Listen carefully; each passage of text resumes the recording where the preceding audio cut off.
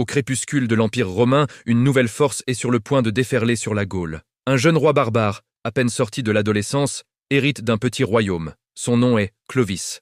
Personne ne se doute alors que ce chef de guerre ambitieux et impitoyable va non seulement unir les tribus franques, mais aussi poser les fondations d'un empire qui deviendra la France. Son histoire n'est pas un conte de fées, mais une épopée sanglante, pleine de stratégies audacieuses, de trahisons et de décisions qui vont changer le cours de l'histoire pour les 1500 prochaines années. Préparez-vous à plonger dans le monde brutal et fascinant du premier roi des Francs.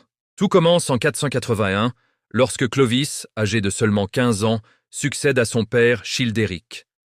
Il n'est alors qu'un roi parmi tant d'autres, à la tête des Francs saliens, installés dans la région de Tournai, dans l'actuelle Belgique. La Gaule est un véritable puzzle de peuples, des Wisigoths au sud, des Burgondes à l'est, et au centre, le dernier vestige de l'autorité romaine, le royaume de Soissons, dirigé par Syagrius. Le jeune Clovis a faim de pouvoir et de terre.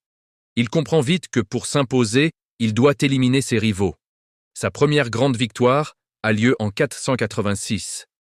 À la tête de son armée, il défie Syagrius, le roi des Romains.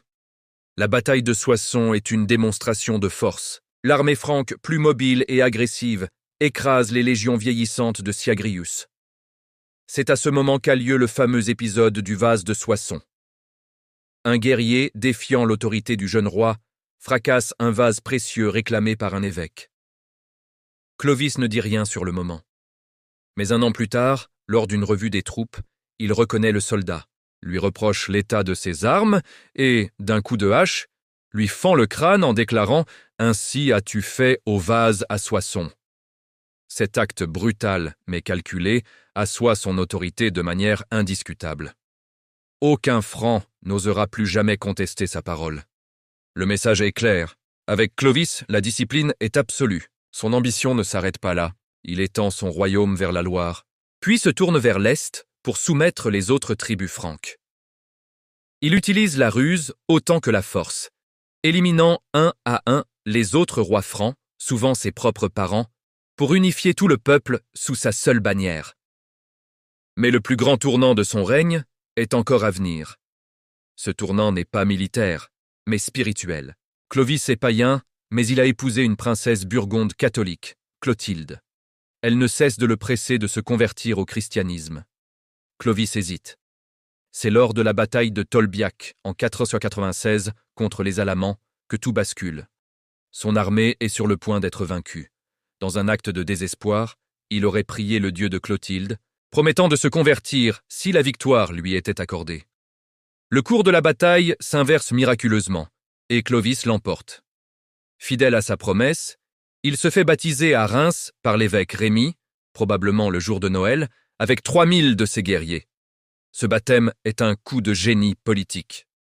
En devenant le seul grand roi barbare catholique d'Occident, alors que les autres sont ariens, une autre branche du christianisme, il s'assure le soutien crucial de l'Église et des populations gallo-romaines, majoritairement catholiques. Il devient le défenseur de la foi, ce qui lui donne une légitimité immense pour continuer ses conquêtes, notamment contre les Wisigoths ariens du sud de la Gaule. C'est avec cette nouvelle aura qu'il se lance à la conquête de l'Aquitaine.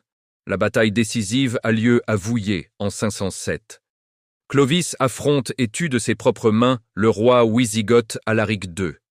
Cette victoire lui ouvre les portes de tout le sud-ouest de la Gaule, jusqu'aux Pyrénées. Il a presque achevé l'unification de ce qui deviendra le royaume des Francs, le Regnum Francorum. Pour couronner son succès, il reçoit de l'empereur d'Orient le titre de consul, renforçant encore sa légitimité aux yeux des anciennes élites romaines. Il choisit Paris comme capitale, une décision visionnaire qui marquera le destin de la ville. En moins de 30 ans, ce jeune chef de tribu a forgé par le fer et le sang un royaume immense et puissant.